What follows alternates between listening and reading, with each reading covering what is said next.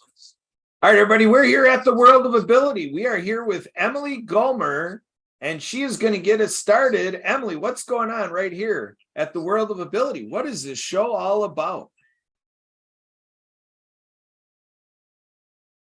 Disability advocacy. That was started a few years ago by Kurt and Marcus Hart.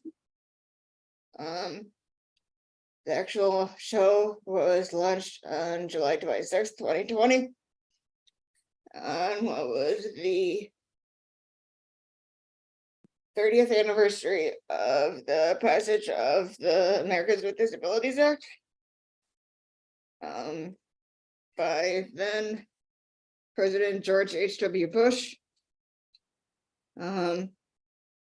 There's also the World of Ability Podcast Network that was started at the same time. And it's been going ever since. Every Saturday at what was 2:00 Central and still is. However, we are now starting today. We are increasing it an hour, so now it's 2 full hours of the World of Ability from 1 to 3 p.m. Central. And so anybody who's interested in being a guest on the show, to please connect with us and can get you to get on the show. But Sue, do you have anything you would like to? So I am here with Kurt and Sue Roskoff, but and we should be having a few people coming on shortly. But Sue, do you have anything you'd like to say in terms of what the show is and anything like that? Hi, welcome everyone. My name is Sue Roskoff, and I've been here with World of Ability for, I was not as involved at the beginning, but have become more and more involved over time. And it is a great place for anyone and everyone to come and join in the conversation, truly talking the world of ability. So we are wide open with our topics and all the things that we cover. Obviously from our background, we kind of went down this path in life where it's led us here. It all started with water skiing. So if you don't know that story, that would be one that would be easy to be able to catch up on. And let's see here. I am just popping around here on my screen to fix one quick thing here. I'm not sure why my screen is doing what it's doing. So I have some fun stuff I've been working on these last few days. There's a really cool event that takes place actually there's several spots all across the country with an organization called Just Between Friends, JBF for short. So that's something that is a consignment sale actually for kids stuff. And I'm bringing this up because that's something that I've been working with these last few years, and the sale is actually going on right now. So it's fresh on my mind, and it's an easy way. Actually, I just realized I still have my name tag on. I forgot to leave it behind. It's an easy way for people to be able to save money and help each other out in the community and recycle and all these wonderful things, because I think it's worth sharing, just because it is something that truly saves people money and helps people earn money. And what that is, so basically where I am with this Milwaukee sale that's going on right now, there's, I don't even know how large the space is where we are. I do not remember the size of we're part of the State Fair Park. So picture that. State Fair, Wisconsin State Fair, that expo building, it's huge. We are in there with kids' clothing, shoes, accessories, bedding, toys, car seats. We have books, puzzles, games, all that kind of stuff. And that is available to people, because basically anyone like me, I'm a seller. I sell stuff there. We all have every one of us that has a kid in the house, the kids grow, they outgrow their clothes. What do you do with them? So basically what we have with this organization is you have the ability to price your items, put them together basically the way they say to do it, hanging them on the hanger in the right direction, all that kind of stuff, attach those tags, and in the end, you make 60% back of your sale price, which is phenomenal because they are so well known. They bring in so many people off of all the notoriety that they already have. There was, like, this morning, I was there since 8 o'clock this morning working. Hundreds of people came in. It was amazing. When I got there, there was already a line that was going down one sidewalk and down the next sidewalk, and it was huge. So it's a great way to buy stuff at a much, much cheaper price, because people will have things, even things that have new tags on them, like nobody ever wore them. They still had their tags on them from the store. The expectation is that everything that you're selling there is going to be at least 50% off what the original price was. Often it's even 90% off what the original. It is completely up to the seller. If you price things too high, it's not going to sell. If you price them nice and low, it will sell. You also have the opportunity at the last day of the sale to have things go half price if you want as well. So with all of that, as a parent, you save a ton of money getting all of your kids' clothing, at least most of it, or supplies or whatever. You can get things that are in like new or new condition and save a ton of money. So it is great. It's a fun place to be. I've made some really good friends being on the work crew there as well. And I also sell stuff there. So able to have a good place for our used old items to go. And so make some money that way. I actually make money with working there as well. And the group that I'm working with is so much fun. I would totally enjoy being there. It is great. So it's just something that it's worth getting the word out a little bit, because JBF is a franchise. So it's called Just Between Friends. It is a franchise piece that if you look them up, jbfsale.com, you can find out where's the closest sale to you. And they take place on and off throughout the year across the country. I know locally here, they typically will have a sale in the spring and another one in the fall. And actually with where I personally live, there are multiple sales that are within a half hour of where I live. So they're owned by, there's a franchise, so they're owned by different people. And it's a great opportunity to save money, to make money, to actually, in my particular case, also to make a bunch of new friends, because the people I've been working with is fun. And as long as you can do the pieces and handle standing on your feet a while, because I'd say the hardest part of the whole thing is one of two things. It's either that you're standing a lot based on some of the roles that I end up doing, or at the end when we end up sorting the items back out again at the end. So let me back that up. Every consignor has their own ID number, and your tags all have that same ID number on it. At the end of the sale, whatever hasn't sold gets sorted out by consignor number, so you can get all your stuff back. So that's something that is really nice. So if I have things, it's probably, you're not going to sell everything you bring there. You can either donate it all and just don't bother picking it back up. They have organizations set up for accepting those donations, or you can go back and get your stuff, which is what I do. I'm working there anyway. So I grab my stuff and bring it back home at the end of the sale. And then I have the opportunity to sell it or try selling it next time, or I can change the price or, whatever. So that hopefully it can be passed on to another family. And that takes a sorting process. So I was gonna say, the other thing that's hard is you do get a good arm workout, because if you can imagine everything up on hanging on hangers on racks, you literally are moving things and lifting and move, it's all on hangers, and you have to look at every single tag and put it in the right place.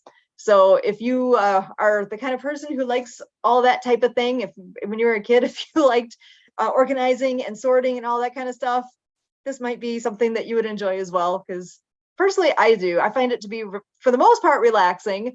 I really do enjoy going there. It's a different pace because I have another job too, but doing this is just something different. And like I said, it's a lot of fun.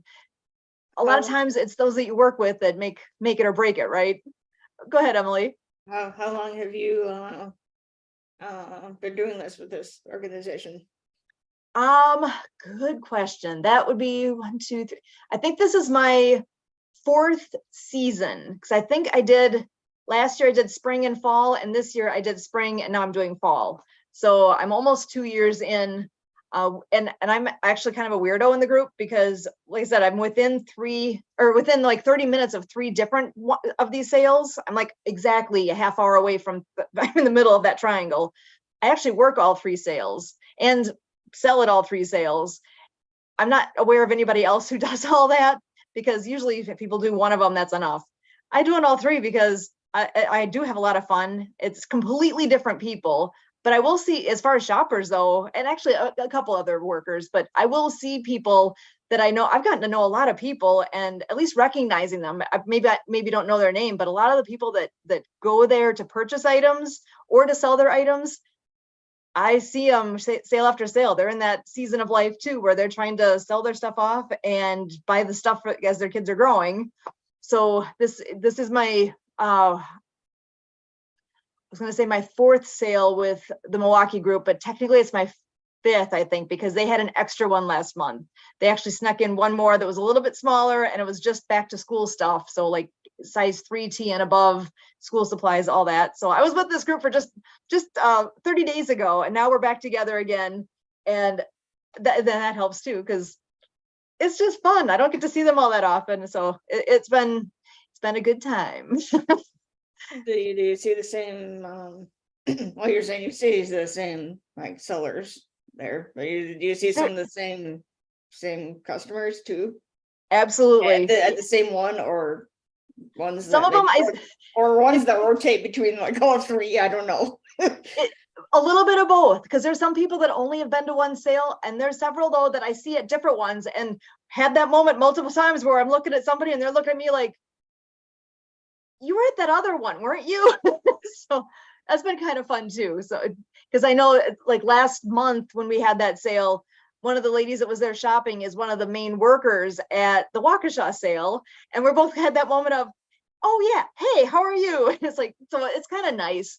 Kind of already know some of the people, and even just randomly, like one of the guys that so back up, one of the things that we do, they want everything to be in good shape. So when people are dropping off their clothing items, they get inspected. So we as workers actually go through piece by piece and take a look, make sure there's no stains, no rips, no holes, none of that kind of stuff. They want things to be in good condition that are being sold there. And there's one guy that he had a lot of stuff and I ended up being his inspector. I think it was at my first sale that I was at. And we ended up just chit-chatting for a while, just a nice guy. And obviously he has multiple kids because he had all these different sizes of stuff. And he was a nice guy. And I don't know why I kind of remembered him, but I think later in that same sale, he was through shopping and I ended up having him at my register. And then in multiple sales since then, it's like we always bump into each other. And of all things, turns out his kids are in the same school district as mine here where we live. And I ran into him at a school event and we're like, wait, I know you. Oh, and it's kind of cool when he was dropping stuff off at the last sale, he was saying about what grade his daughter's in. I'm like, oh, because she actually is at the same elementary school where Alana went. And she has the favorite teacher that Alana ever had is the one that his daughter has this year. So it was just all these fun connections. If you asked me his name, I couldn't tell you. I don't know his name, but I know his face and we've talked a bunch. So unfortunately, I don't know his name, and that's kind of how it goes a lot because again, we see each other maybe twice a year, typically for most of the shoppers there, but I'm surprised after this amount of time, how many people look familiar and I can say, hey, I know, it's like, welcome back. And well, it's sort of nice to have like the regulars that you recognize that always come back. Absolutely. But it's also nice that a small world that, this guy came and then has kids who are close in age to Alana, and yeah, it's been fun. It's cool. And even this morning, I was really enjoying. I got to be the greeter at the door. I usually don't get that job, but today that was part of what I did. So I could ask people, so some of it was nice. I recognized, I'm like, you've been here before, you know what to do, go ahead. And then there was a lot of people that were first timers. So I could give them a little bit of the layout of the land of boys are clothing in front, girls are in back. They're small ones on this side to the larger, and all that fun stuff. And people's eyes just get big. You can tell when they walk in and they've never been there because there's a little bit of deer in headlights because it's huge. Yeah. It is absolutely monstrous how big that all is. And it's just, like I said, it's fun. I should see if I can pull up a picture quick of the place because it really is impressive. This, I wonder if, I'm not sure if this will show up well or not, but, oh, nope. Here, let me turn my background off for just a second here because I think it's worthwhile. I took a picture of just from where I was running the cash register on while I was sitting there yesterday. And oh, you know what? One last setting there, turn that brightness down. I'm getting a glare. There we go. Oh, that's huge. That's a lot of stuff. And that's not even all that's most of the racks of clothing. There's also all of the shoes and oh gosh, shoes, books, puzzles, games, toys, you name the toy, it's there somewhere. Linens, baby bottles, all you name it, you'll find it. Be there. And it's amazing. And it's all, it's whatever happens to be there. I know a lot of people right now are looking for winter items because around here, that's what's on everybody's mind is winter's coming. So there was, and there weren't as many winter items as what I was expecting to see, but the ones that were there were really nice, like almost never worn. A lot of them weren't worn. I mean, they're brand new and you're getting them at a discount price that way because here's this item. The person selling it's happy to get something for it. And the person buying it is beyond thrilled because they're getting a brand new jacket for a decent price or snow pants. Because I sold several pieces like that and they're already gone. People have already bought them because those were big demand items right now. I think if they had any more of the over events for the next couple of months, there would be more winter stuff. With winter There should coming be. up in with winter coming up in just a couple of months or so. Yep. Yeah. So it's really good. There's so many reasons why it's a good thing. And again, as a seller, I end up getting 60% back of my selling price. So you decide yourself how much you want to sell things for. So if I say this item is going to cost $10, I get to keep 6 of it and the people running it get to keep the other 4 because they are doing all the advertising, they rent the space, they own the equipment, all that stuff. So it's a good business for them and it's a good business for us. It's amazing. And the only thing that takes some time though is making all those tags. It's not hard. It's just, it takes some time. Making the tags and then making sure the at least like the stuff is in decent shape. Exactly. Yeah. Because when I first started doing all this, actually, how many years ago was it? I bet it was, I don't know, 6-8 years ago. I actually tried having a garage sale. That's a lot of work. And sold some stuff, but we're not exactly on a main road where we are. So then for the amount of work it wasn't worth it. Sold some stuff, which was great, but for the amount of work and time that went into it, it was really not hardly worth it. At this sale already, I think I've sold more at this sale in a day and a half of that being open than what I did that whole weekend of doing a garage sale here. So it's worth the time to do all that. Because they have a system and you got to follow the system for how you do stuff if you want it to actually work for you, and got to hang everything the right way. A lot of that stuff that was left over from our garage sale, I took the time to wash it, to make it look nice, to do all the things to make sure there's no stains and all that kind of stuff. You got to hang them on the right direction on the hanger. You got to attach the tag in a way that you're not damaging it. So, but it's easy. It's just knowing how, but once you know how, it's really easy. It's just the time to do it. And so that's where in the last week I was trying to take as much as I could. I did not get much sleep. think I was up till at least 1:30 every night in the last week. So it's been a lot. So, Well, but at least you- again, worth it. Yeah, at least you got to sell at least some of it. if not- Yeah. So not it's all all of it. going to good homes, and it's actually kind of fun when you work the registers and you see your things come through. It's like, oh, yay. Now I know where it's gonna I'm glad be. it has a new home. Pretty cool. So that's what my last couple days, and actually my next several days are all about, because tomorrow I put in a 13-hour shift tomorrow. So tomorrow's gonna be Oh. a big day. So I got that, and then then I'm obviously school's back in session at my main job, so I'll be there in the evenings for the Monday and Tuesday, and wrapping it up and having a good time with them, and yeah, I just think it's worth letting people know about, because I wish I knew about this sale when Alana was still little and I could have bought a whole bunch of her stuff there. Because I've only known about it for the last few years, and she's out of the sizes that really are the main things there. They do have some teen clothes, but not a ton. And by the time you're a teenager, you know what your style is, and the odds of finding something there, it's hit and miss. So, but for the younger kids, there's tons, tons and tons and tons. So yeah, there's been several people there that said they've been doing this literally since their kid was born, and what a way to save money. So it's definitely worth sharing out there, and obviously I'm having fun with it. I think my smiler was getting sore this morning from talking to people and welcoming them in, and then when people get, it's fun at the registers too. I had one lady yesterday, the receipt is an itemized receipt. She's about the same height as me. So she's 5'4" whatever. She's close to my height. Her receipt, she was standing up and holding it above her head, and it was touching the floor.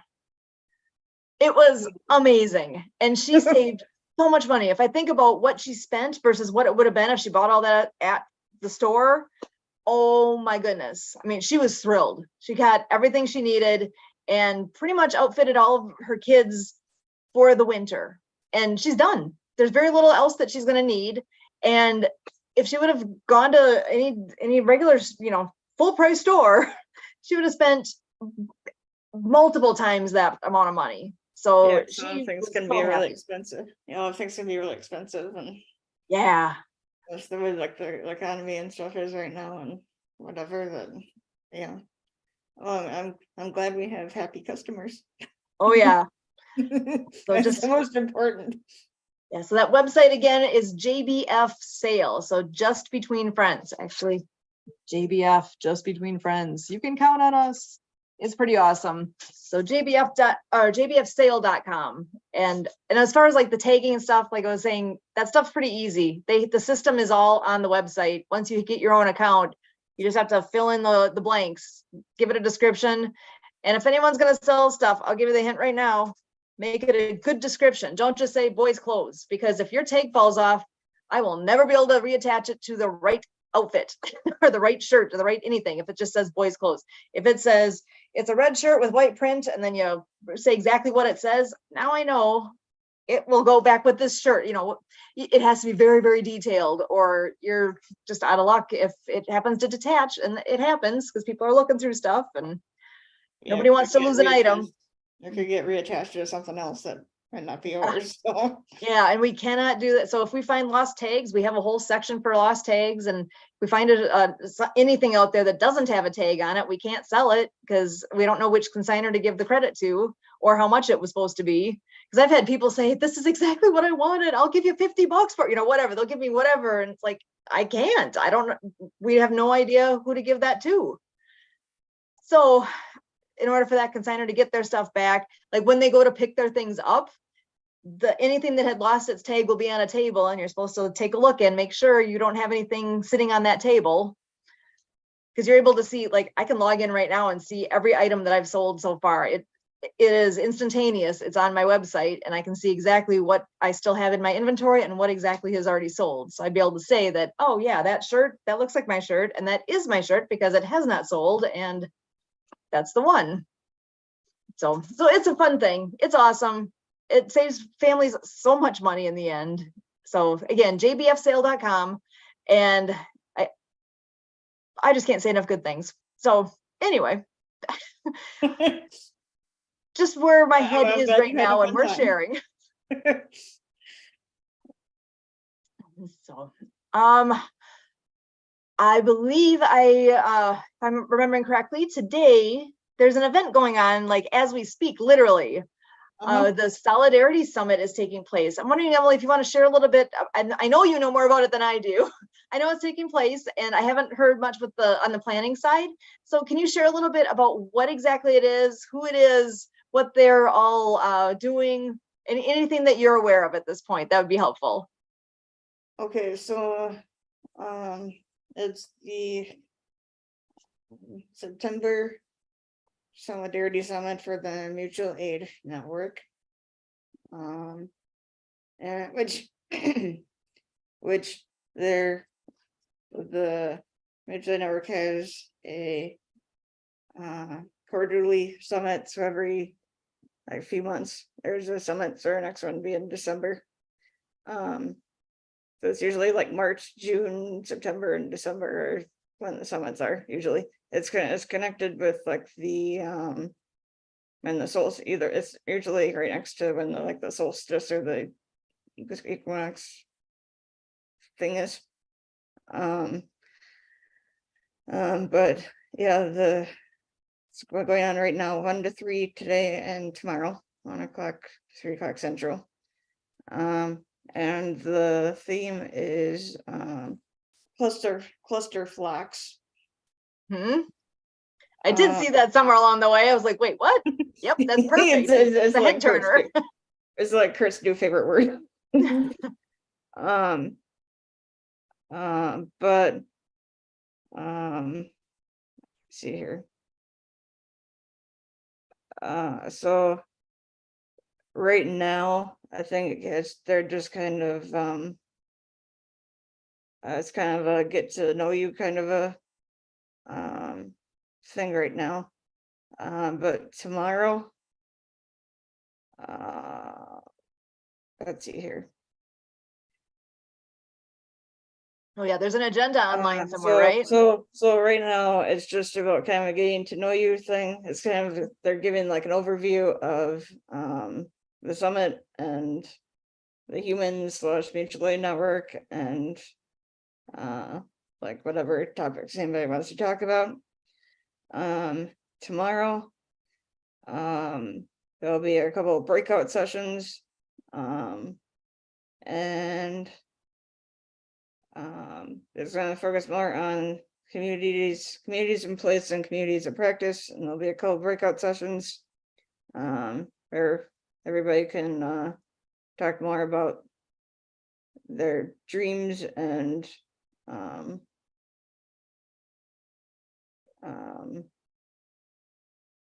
their dreams and kind of connecting and that kind of thing, and how anybody can help and so on.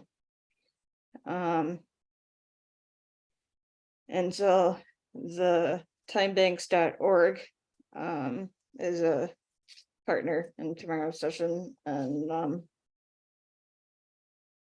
so one of the so the breakout rooms tomorrow, one's more organized by geography, the other is interest area, so like just food, travel, housing. And then after the breakout sessions, they'll come back together and then kind of talk about what everybody talked about and what everybody learned in the breakout sessions. And so it's I've been part of the network for about a year or two now. I've gone to a few of them, and it's been very interesting. They usually get a good group and have interesting topics and that kind of thing. So it's something I think worth checking out and being a part of the mutual aid network, and being able to help people, not necessarily helping anybody financially necessarily, but just being able to help people in general with whatever, or if you need help with something, Cause if anybody, so it's a good thing that we have going on here, so. I know you mentioned like the time banking. Do you want to describe how time banking works? Because if somebody hasn't heard of that, it's a foreign concept, because it's a different currency. Yeah, let's see, I'm not sure if I can do a good job explaining it here, but it's basically instead of like donating money, it's basically like donating your time. So if like you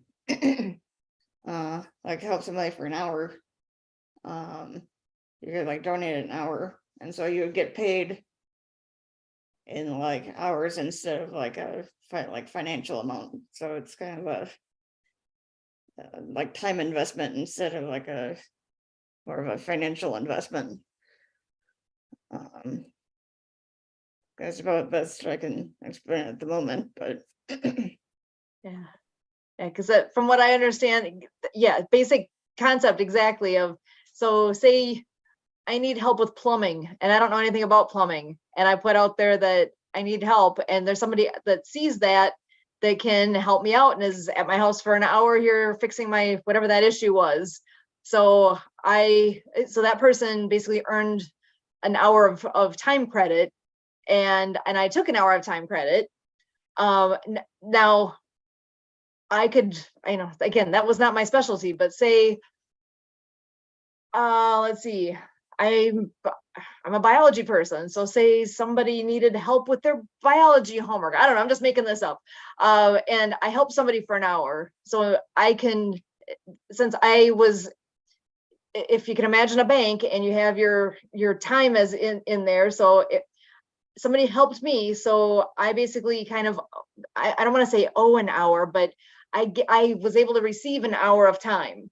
So now I can give an hour of time, but it doesn't have to be to that person who was here. It doesn't have to be that plumber guy who came and helped me. I get to owe my hour of time to the time bank, and that person that needed that biology help, I can give an hour of time over there, do something that I'm good at to help another person.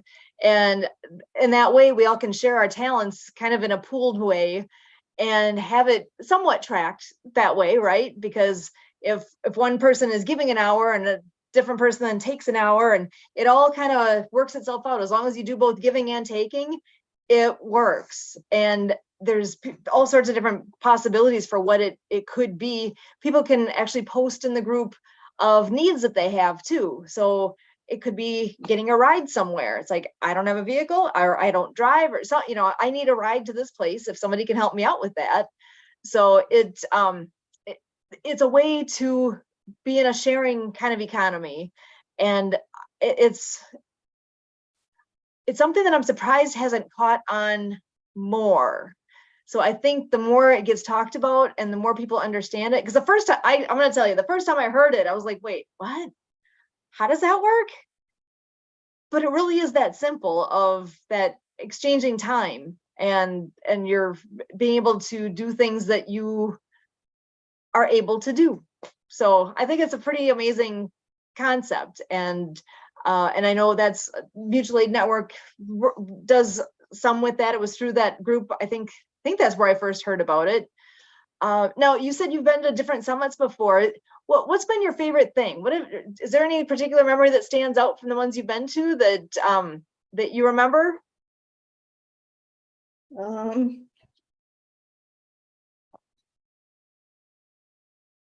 I guess just maybe meeting the people that I'd never met before, and then just some of the I don't know, some of the things that were talked about. Just it was just interesting to like hear from everybody and that kind of thing. So, and it's like a different theme like every time. Well, like I think one recently there was something about like spreading like wildflowers. I was gonna say Oh, wildfires, yeah. but wildflowers. I think that was like the last one or something, but so yeah, it's kind of fun. And I know somewhere along the way I've heard about locations where they've had like a community garden. I don't know if that's exactly how they termed it, but even to be able to share time growing vegetables and being able to share within the group then the produce at the end. I just think that's such a great idea because I mean, like me personally, I can't really grow vegetables here because there's so many deer in the area. They eat it all. So I kind of given up on trying to plant anything because I mean, I could fence it in, but for the amount of time and effort it would take, it just hasn't been something that has worked out for us to do here.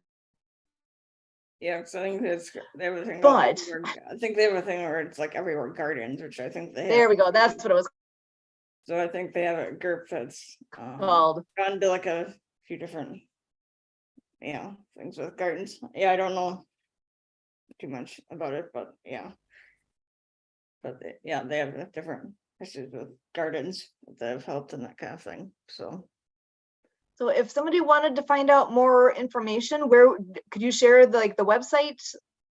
Where would they go to hop on to learn more about mutual aid network? And actually mention the term humans. What is that? humans. It is Humans United in Mutual Aid Networks. Okay. So it's just like an acronym of that. But the the website is mutualaidnetwork.org.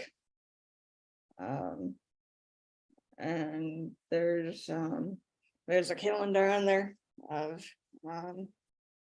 the few different things that are going on. Like I think Everywhere Gardens is on there. Or a couple meetings like the communications meeting and on Tuesdays and dream time and stuff on Fridays. What's dream time on there, but calendar and there are other things to learn about. So you mentioned dream time. What do you guys do during dream time? It's kind of having somebody like tell a dream or something that they're looking to have happen, and then other people can chime in about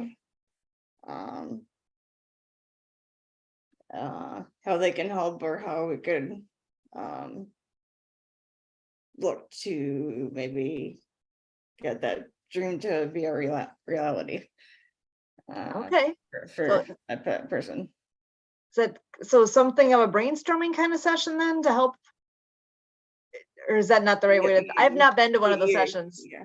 Oh, yes and no. I think. Yeah, it's just I think it's just kind of everybody kind of talking about their dreams, and if there's anybody who would be able to help and with that dream, or knows of anything that could help with making that happen, to could have anybody express that too. So Okay. Have you shared any dreams there? Have you got something that's hot on the on the stove there looking to be fulfilled?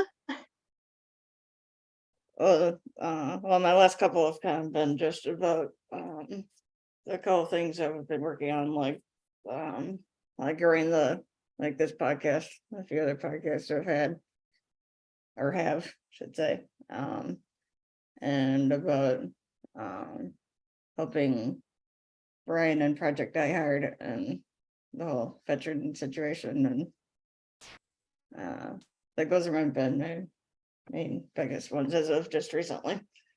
Okay. Well, and tell us a little bit more about Brian's project with Project Die Hard. What, for those that haven't heard of it, what is it that he's working on? Brian Gibson what should I say about Brian? He's a really good guy. That's an Yes. easy one. So, Brian is the founder / president of Project Die Hard, which is a veteran-owned, veteran-run nonprofit in Paducah, Kentucky, where they are looking to combat the whole veteran suicide rate, veteran / military suicide rate, and being able to help veterans with anything they need help with, but especially at any point, but especially during the transition between active duty and civilian life.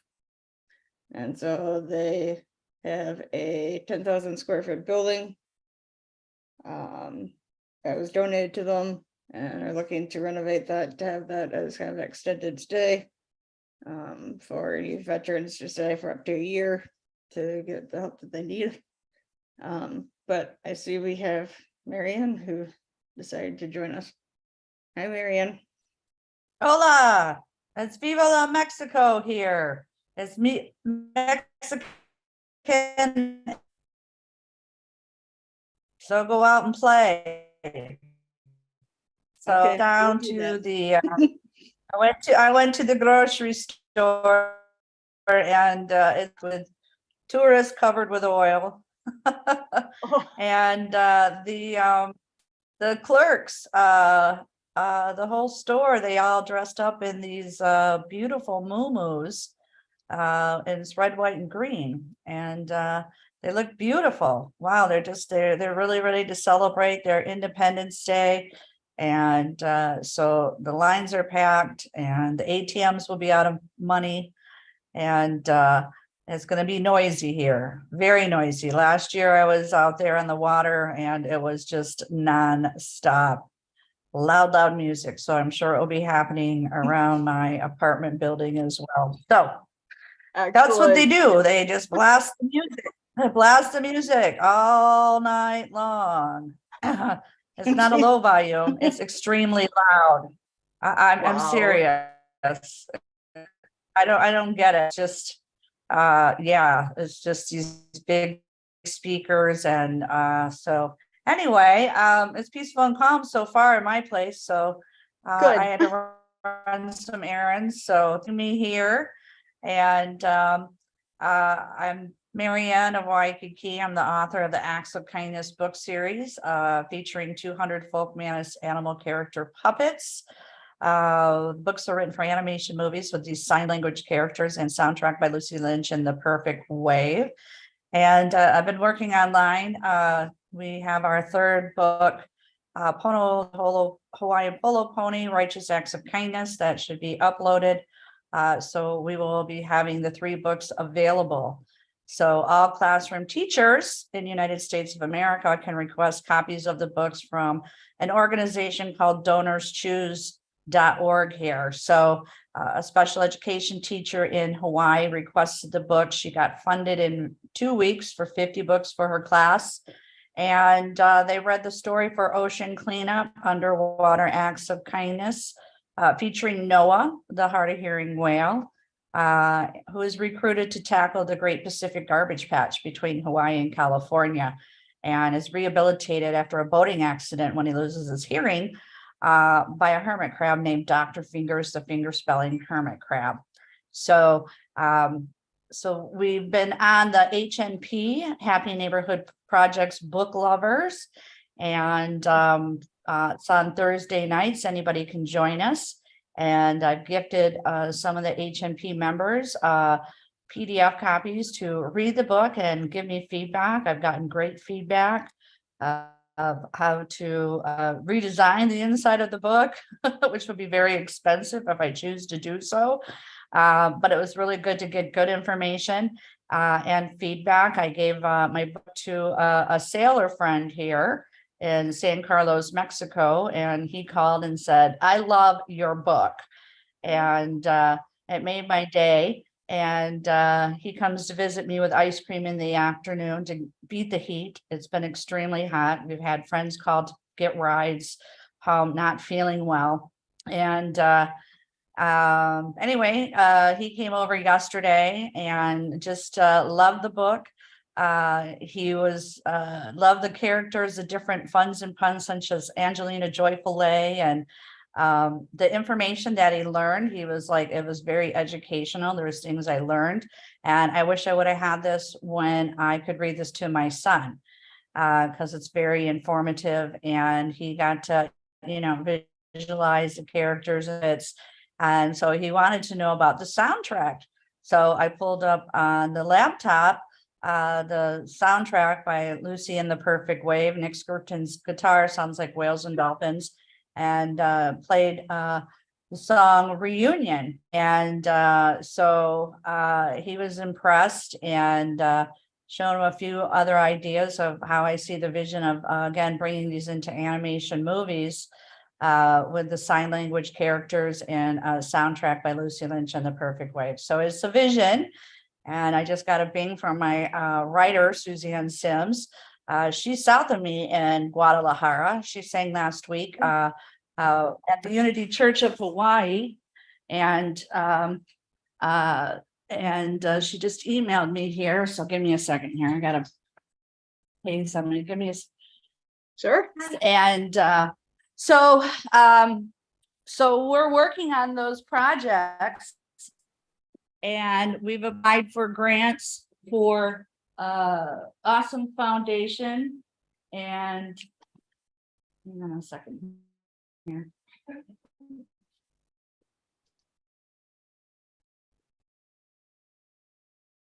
I gotta pay it. I have a friend, she's a nurse here, and she does amazing massage and helps me out with my neck and my back here. So great, affordable, and it's worth it. And Nice. Viva la Mexico! Viva la Mexico! Come on now. Marianne was telling me Let me see about a that. couple. Like that. All right, gracias. So yes, everybody's going to the beach and buying a bunch of snacks and food. Is going to be, the shelves are going to be bare. Everyone loves a good party. That's excellent. Yeah, don't get me wrong. So I like my air conditioning here, and anyway, I'm excited to work on the book. So Suzanne Sims and I have applied for 2 grants with Awesome Foundation, and we have the new website, actsofkindnessseries.com. Trevor Gibbs is helping me out uploading these signing characters. He's in Brazil. So we got a lot of international people working on these projects here, and it's great and it's exciting. And as you can see, the amazing work with my Fiverr team doing all this amazing colorful work and the books. And Trevor he looked at the website and made sure it was ADA compliant, meaning that the text sizing, the fonts are accessible to read in clarity.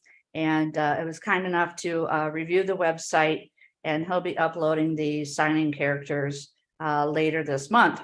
And so next month, we'll be uploading the books to an app called DeepL, which will translate the books into 30 different languages. And we'll be starting with Espanol. So I'm excited. I'm keeping busy with the project. So the next 3 months, I'll be sitting here in San Carlos, Mexico, in air conditioning. And I think my landlord, I talked him into putting a pool cover, so we may have the pool for the winter. And I'm excited for that, because it's been really healing to get up and swim. And again, it's extremely hot here. It's in the 90s, and the heat index is over 100 and some. So you walk out, you get this heat wave, and people got to be careful because it can take a toll on your heart, your organs, your body, making you lightheaded. Don't think twice. Don't push yourself. We had a friend call us yesterday and said, come pick me up. And, we did. And anyway, so the HNP Happy Neighborhood Book Lovers is happening on Thursday night. Anybody can join us. So if you're an author listening out there, you can join this new world of ability. We have that also on the podcast too. So you can go to the Acts of Kindness series.com and you can sign up to be on the podcast and be a speaker or a singer or whatever kind of events we got going on. So again, Viva la Mexico here. And we thank Lawrence Wingate Studios for sponsoring us. I did join Happy Neighborhood this past week, so I got to catch up with a lot of people and inform Lawrence of what we're doing. And I also met with Joshua Stage this week. We had an hour meeting. He's an amazing individual, just acts of kindness with him. Who has created a Joshua Stage out of Texas, where they service over 5,000 students, campers, with activities during the day, after school, on the weekends, with children and families with disabilities. So I got to share the books with him, the app games. The soundtrack with Lucy is so angelic and soothing, and put a shout out to her on Facebook to uplift her spirits in Hawaii. And so we're just sharing the good news with everybody, and we're looking forward to connecting with Morgan's Wonderland, a theme park in Texas again, to bring the books into fruition over there. And also, I been working on our Now site. We're affiliates of Now site, which is artificial intelligence, which has helped create some character development at a speedy rate. Speedy Gonzalez here, Viva la Mexico, within 3 minutes. It's a game changer. Suzanne and I we do create the characters in the books, but this is just sped up the little process a little bit faster for me. And I also tapped into creating a will for myself. And the AI staff helped me because they highlighted it and put it so that I could print it. And actually, I sent it over to my intellectual property attorney, Dr. Lydia in Orlando, who is another HNP.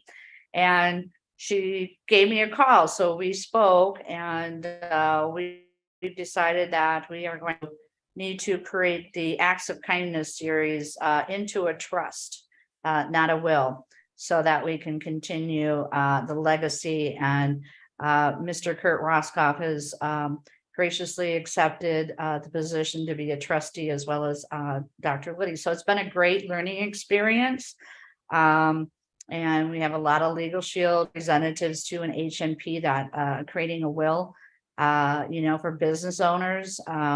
It's just really good information so that your business will stay your business, not your family taking your business away from you or the vision and mission.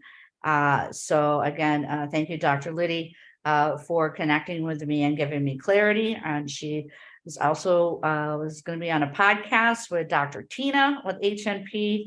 And we're trying to bring the books into her podcasts and magazines. So it's just been a really week of just talking from thought to action here about the Acts of Kindness series and moving it forward. So guess who is taking action? His name is Liam McLaughlin. He's another guest speaker here. He has brought filters to 40 countries. He's also the Ambassador Airlines, American Airlines Ambassador, also support Clean Water Foundation. And he also received a 5th year in a row award from Bill Gates Foundation for being of service. So about a month ago, he's offered to donate 2 filters to the schools of Maui. And we've been networking and following up to make that happen. And he has fundraised during the summer in Seattle and Beverly Hills, California. and they are actually now in Sedona, Arizona. They have their live event tonight with amazing singers. The Hopi Navajo Desert Tribe there, they're supporting and bringing filters there. So we'll see if Leon can join us later today and share his story. But again, this is the World of Ability podcast, and we're making things happen.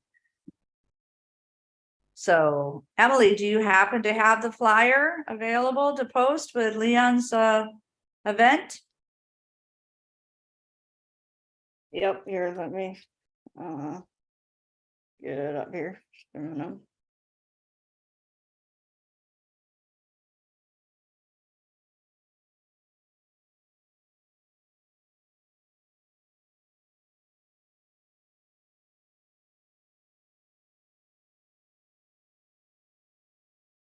But yeah, that's good stuff that you're doing there, Marianne.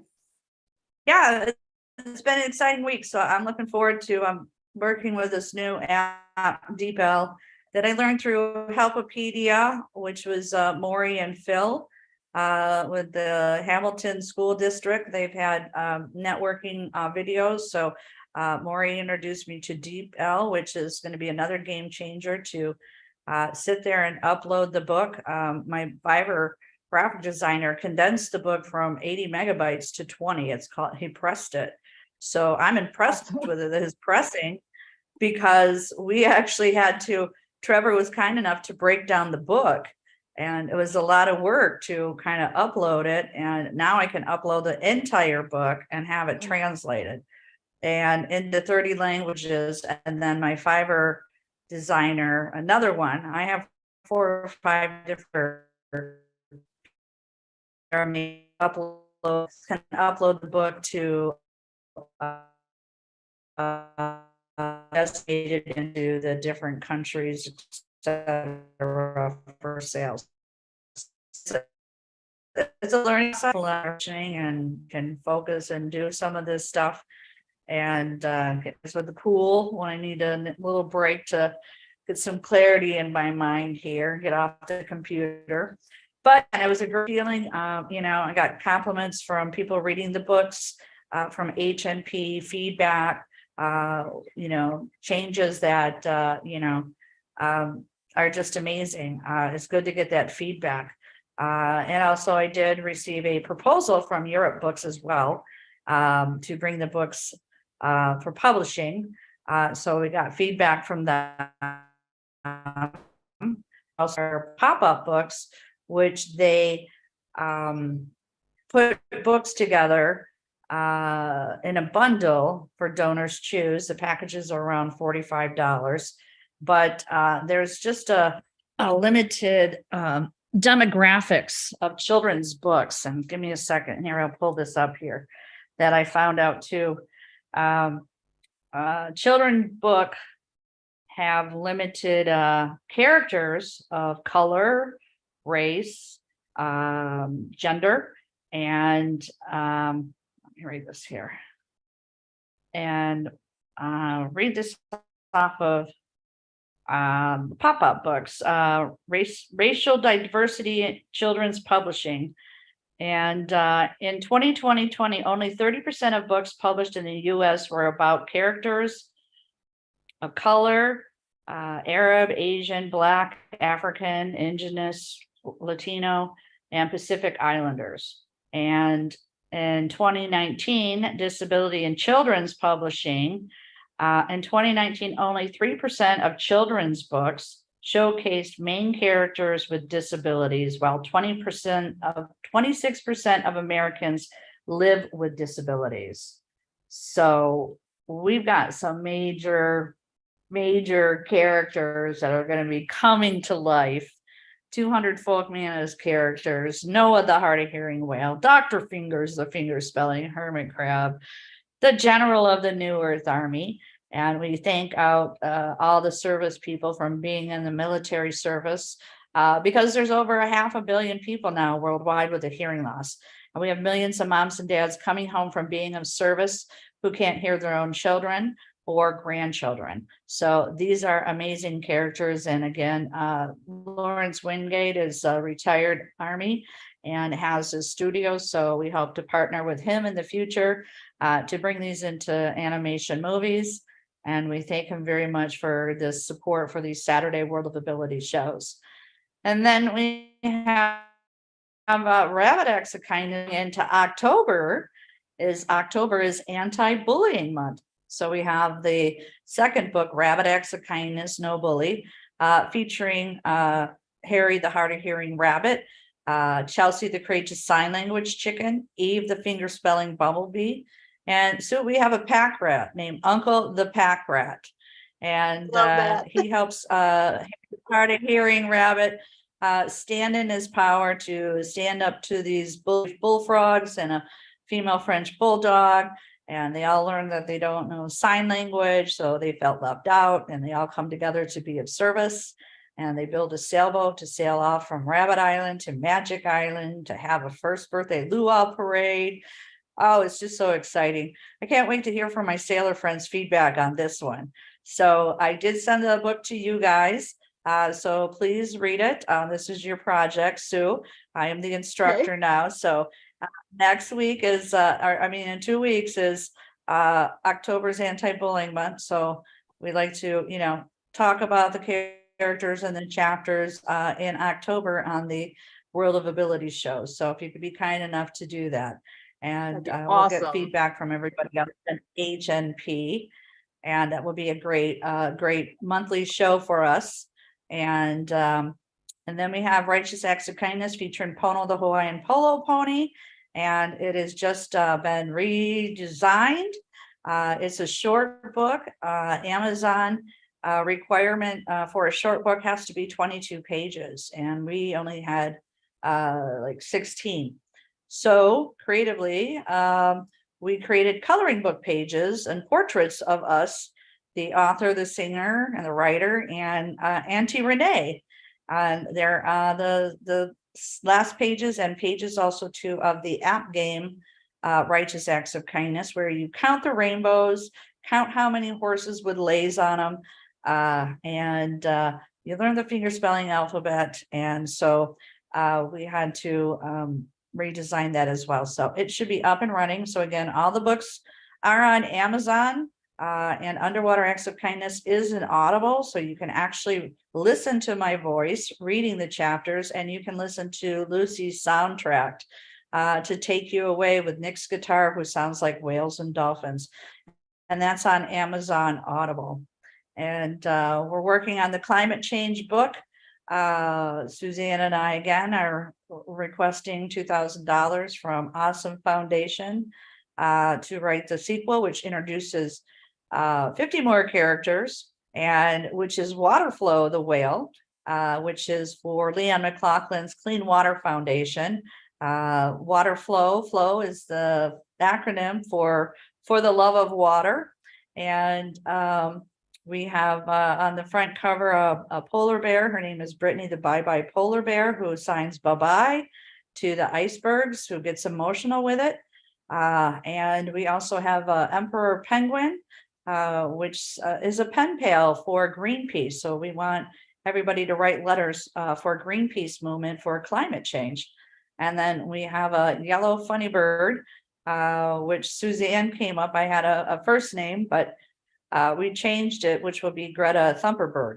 And for our young lady who has been a young climate change advocate over in Europe, Greta Thunberg. So Joshua from Joshua Stage just loved it.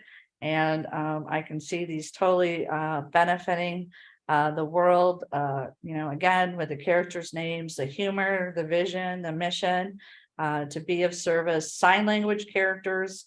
And we have a beautiful soundtrack again by Lucy Lynch in the Perfect Way. So it's been great fun doing all this. So look at that beautiful background there. That's Leon McLaughlin. Thank you, Emily, for posting that. That's the event that he's doing tonight, For the Love of Water. And That's awesome. And those are the musicians and everything. I asked if he could join us. I'm not sure what they're doing the event tonight. And also there's a flyer too that they're donating filters for Maui. And that's their filter or their flyer that they're doing. So anybody who wants to support or fundraise, give money for Clean Water Foundations. I know there's several fundraisers going on in Hawaii. Several local artists on Maui had, lost their housing, had to relocate, become refugees. So people are there supporting them, and they're singing. So hopefully maybe they can join us and we can help support their Facebook fundraiser also in the future. And it's everybody together, and grateful, we do have clean water, and we're seeing Hurricane Lee going across the East Coast there. And wow, it was crazy. So I don't know what Jasper is going to do. He's got an event in October coming up here. The film festival, one of the colleges in Georgia was totally flooded, and the students in the dorm room had like a foot of water in their dorm rooms. Their cars were flooded in Atlanta. Yes, it's a serious stuff that's happening. Yes, so with the hurricane way up to Canada and everything.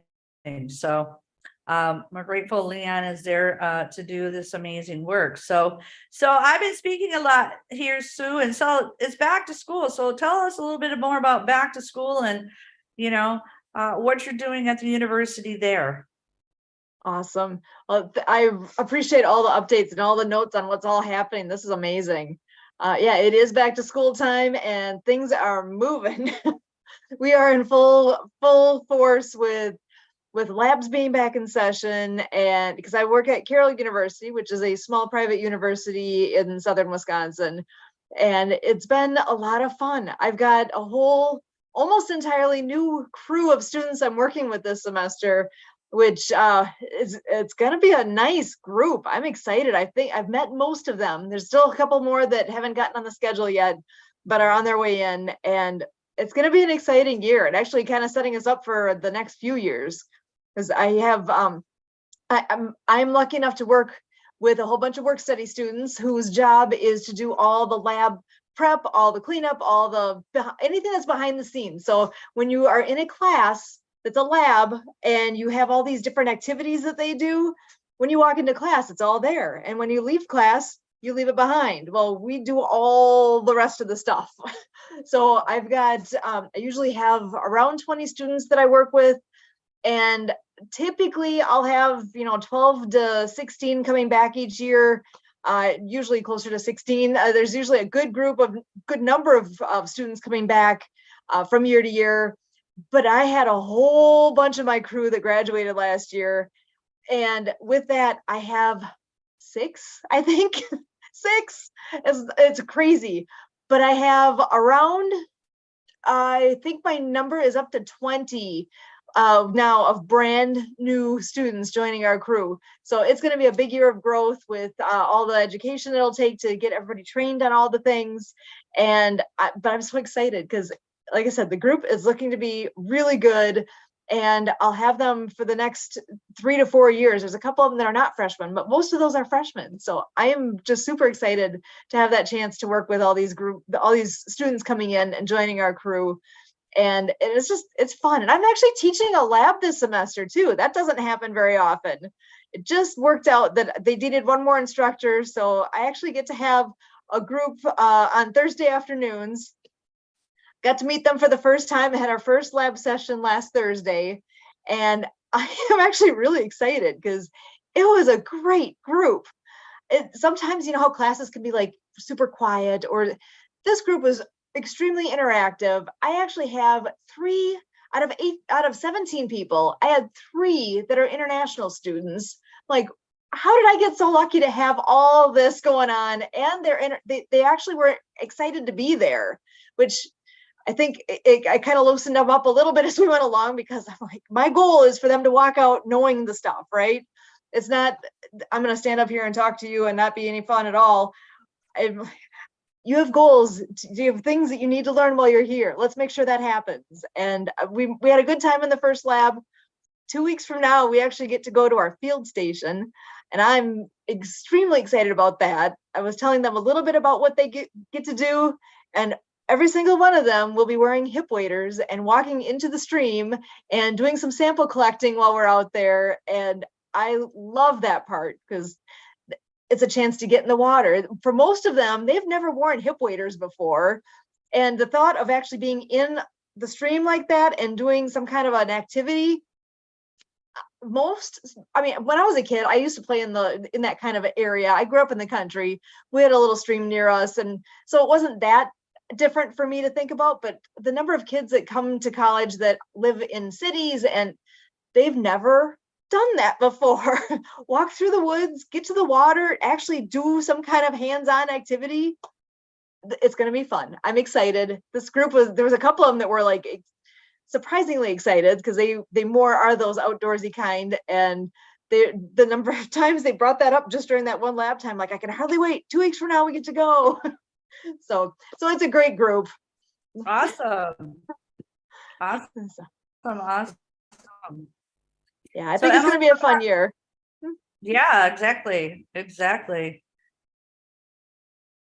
So Emily, what projects are you working on? Anybody else have any events in October, September, October? We're rolling into the last 3 months here. It's surprising how fast we're kind of getting to the end of the year already. Well, actually, there is an event in October. If you want to talk a little bit about the one that in Georgia there. So as Marianne was mentioning before, we are working with Jasper Johnson, who is out of Nigeria, over in Africa, who is the founder of what is known as the Afro International Film Market and Festival, which is going to be taking place in just under a month now, October 12th through 14th in Atlanta, Georgia, at the Auburn Avenue Research Library. And it's the 3-day event. We have about an all-day event, and there's going to be a hybrid event, so in person and online. There are going to be different films going on, and at the end there's going to be awards and stuff given out. And so should be a good time. So anybody who's in the Atlanta area or interested in traveling to Atlanta, or if you can't and either online, would love to see everybody, whether that's in person or online. So there is a website that is the #1 film, the #1 market summit dot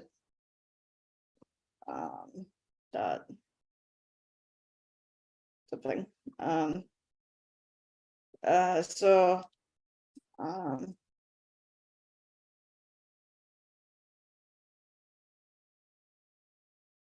.org. I thought it was .org. So it's the #1 film, #1 market summit.org. So for anyone who would like more information on the festival. Excellent. And I'm actually thinking of one more big one. Good. And so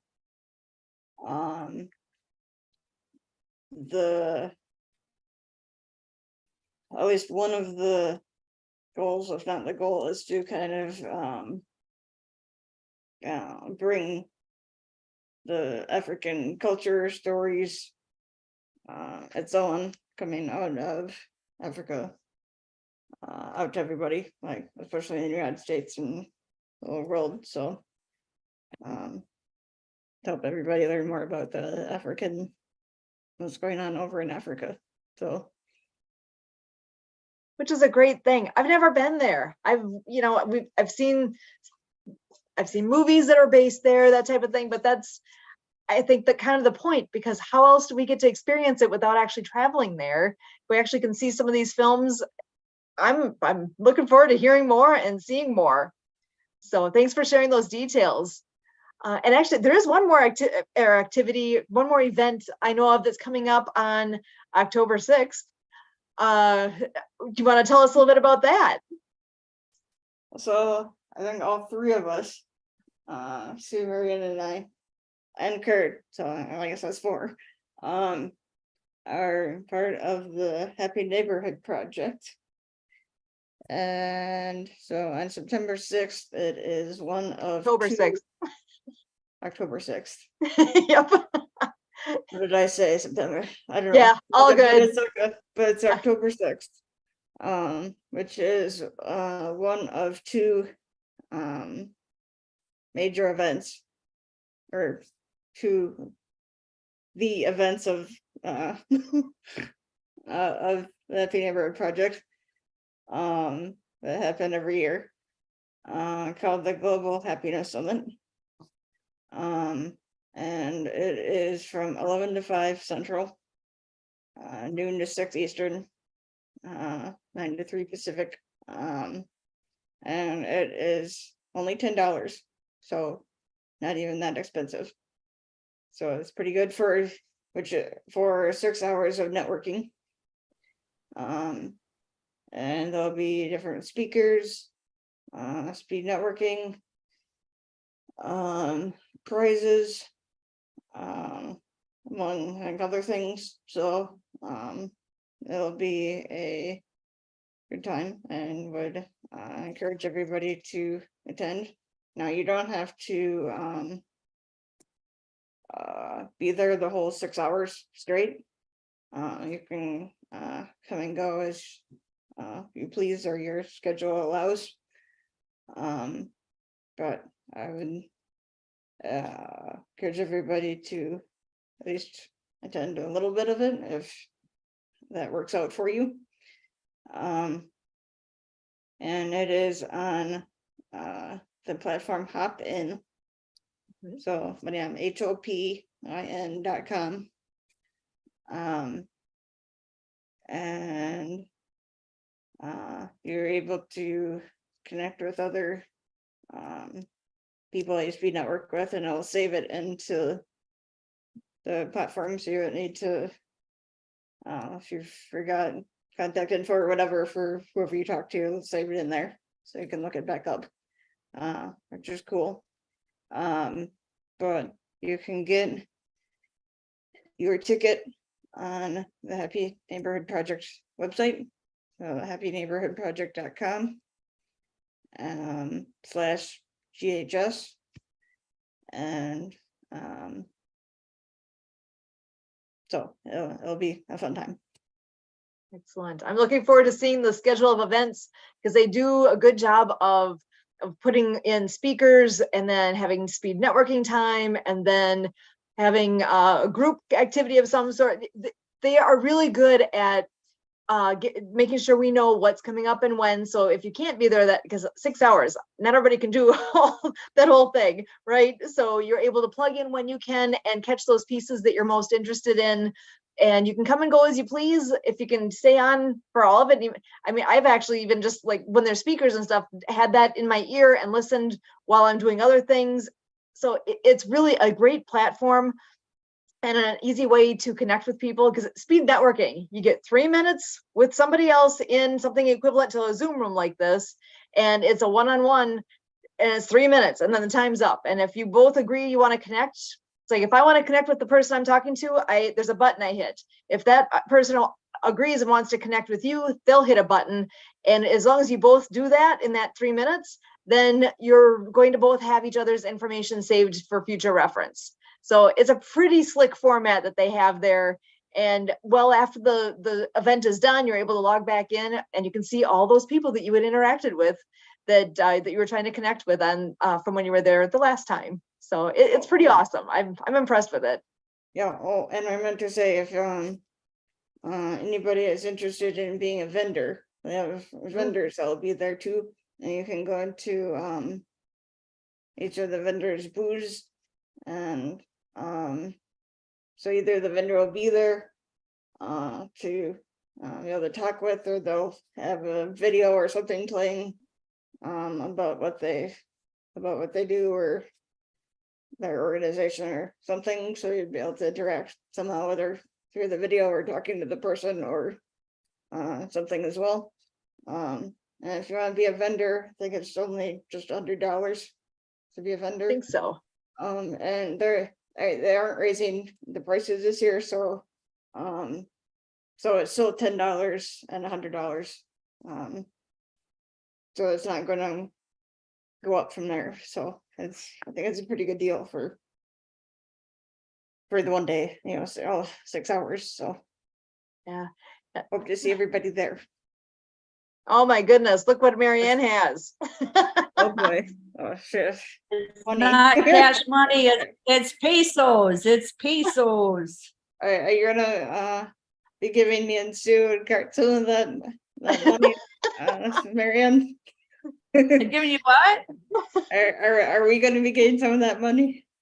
Oh, no, it's being taken away because the US dollar is sinking here in Mexico. Oh darn. Yeah, I wish. No, we want grant money, grant money. Mhm. So, but the peso is a little bit more affordable down here with groceries. Inflation's taking a lot, but groceries have gone up, and grateful I have a 75% off pharmacy, and that was Nurse Nancy that by the vitamin B shots, and she gave me some shots yesterday. So and feeling better, and get that energy going and flowing, and eating some healthy vegetables down here, and they made some great Mexican soup. And mañana we usually have our Sunday fun day feast, and I'm sure it's a Mexican theme tomorrow. So I had some pork soup with zucchini, healthy broth. Yeah, I have an amazing neighbor who's a chef, and so we usually celebrate on Sundays. And guess what? He's got the limo up and running. Who knows? We may take a limo run. I don't That's know. always fun. I don't know. It's been extremely hot though, so I don't want it to break down. Yeah. Yeah, seriously, just anything can happen. Just, it's just been extremely hot. So grateful to be sitting in air conditioning, and yeah, just enjoying the pool and working on finishing these projects. So I'm real excited to launch the books out next year in the 30 languages. And it's been a great learning process. Awesome. Well, I should share then too. There's something fun that we get to go do tonight. Have you guys ever been to a barn dance? We have a friend. Not sure, but yeah. We've got friends that have been doing this annual event for, I'm not even sure how, it's over 20 years. I don't remember how far over, but definitely longer than 20 years that they do this annual barn dance event, and it has grown and grown, and it's so fun. It is something that is, the barn is all cleared out. Early in the evening, there is a square dancing caller out there. So when's the last time you square dance? We do it once a year because it's a good time. Get out there and do that. Then later on in the evening, they have a country band that comes out and plays. They've got a cornhole tournament. They have amazing food. It's a potluck. So everybody brings stuff. It is absolutely the best time. We even have they have a section set up with all these hay bales where the kids can play and jump around, and And then they got the campfires going. So we always have fires on the, that keep us warm because you just never know each year. There's one year the mosquitoes were so bad, I thought I was going to get lifted right off the ground. But that won't be this year because they're not that bad this year, thank goodness. But yeah, no matter what the weather, they got it all figured out so that we can all show up and have a good time and make some new friends and new memories. And that's tonight. So I'm kind of excited. So when's the last time you guys went square dancing? A long time. Yeah. I've done square dances. Salt dancing. I danced in my pool. I danced with myself. Yeah, if it wasn't pull for muscles this, I'd and be then I saying the last time I square danced was in junior high. So it's fun. We have a good time going out there and gets everybody a little bit out of their comfort zone, right? Because you know you don't do it all the time, so none of us are that great at it, but we're all good sports and go out there and have some fun together. Exactly. I think I've done square Exact- dances before, but not at an actual like barn dance. And even when I did, it's been a while, so.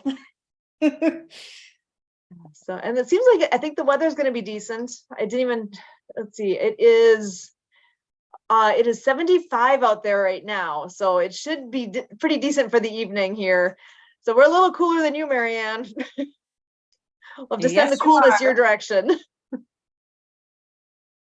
Yes, you are. But guys, the good news is my landlord complimented me because my electricity house is skyrocketing. So I'm doing good. Excellent. Very nice. Yes. So So well, I'm looking forward to hearing more about how the fundraiser goes for Leon this weekend. That's amazing that he's got all that going. Let's see, and actually on the background behind you there, do you want to read off what some of those pieces are? Because I know there's bands playing, there's all sorts of stuff going on in Sedona, Arizona today and tomorrow. The type is just small enough though, I'm not able to see it real well behind you there, Emily. Are you able to see it and read that off? Yeah, hold on. Sure. Um,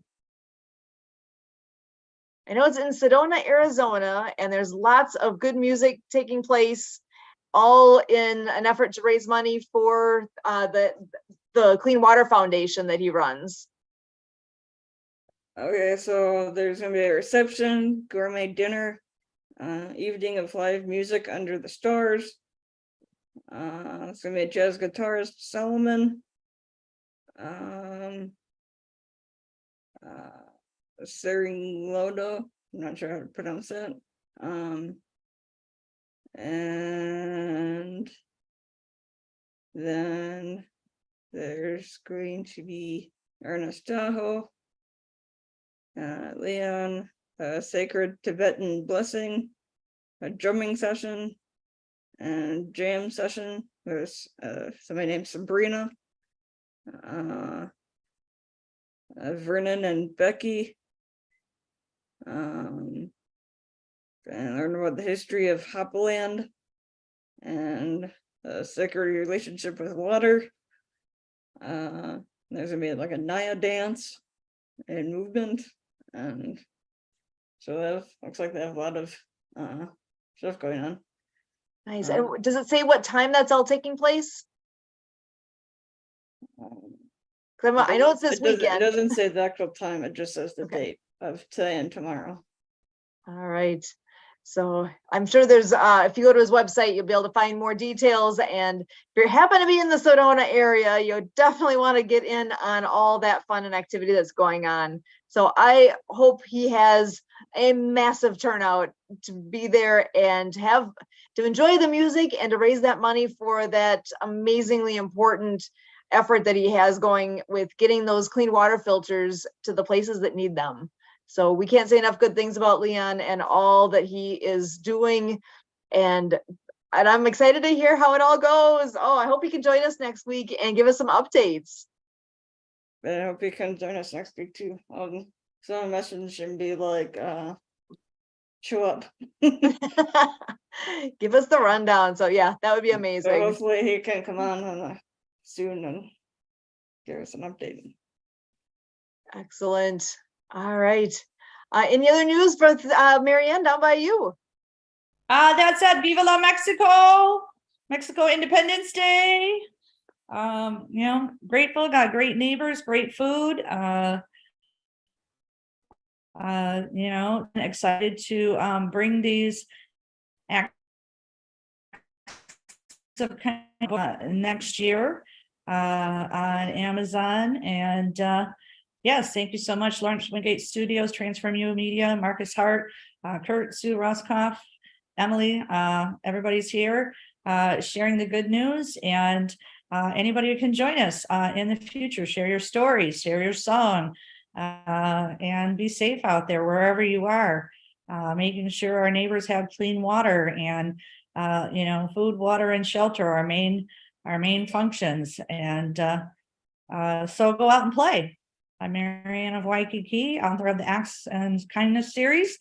Again, all classroom teachers can go on Donors Choose and request the Acts of Kindness series.com. The books, the coloring books, the app games are available on Apple. And we have great stories to share around the world for ocean cleanup, anti-bullying, and we are working on the climate change book. So again, thank you so much. I'm Marianne of Waikiki in San Carlos, Mexico. Awesome. Thank you so much, Marianne. We're always so happy to hear all these wonderful stories and updates, and we look forward to what next week brings. So Emily, any last things from you? I just don't think so, but I guess anybody who's interested in coming on a show to connect with us, and we'd love to see everybody on. We're here every week, so yeah, that's about all I have Excellent. at the moment that I'm thinking of. All right. Well, thank you so much, Marianne. It's always a pleasure. Emily, thanks so much for being here. And to all of our distribution partners, we definitely appreciate all that you do to help us out with World of Ability Network. We are here every Saturday starting at 1 o'clock Central. And until next time, we'll see you then. As always, we thank you.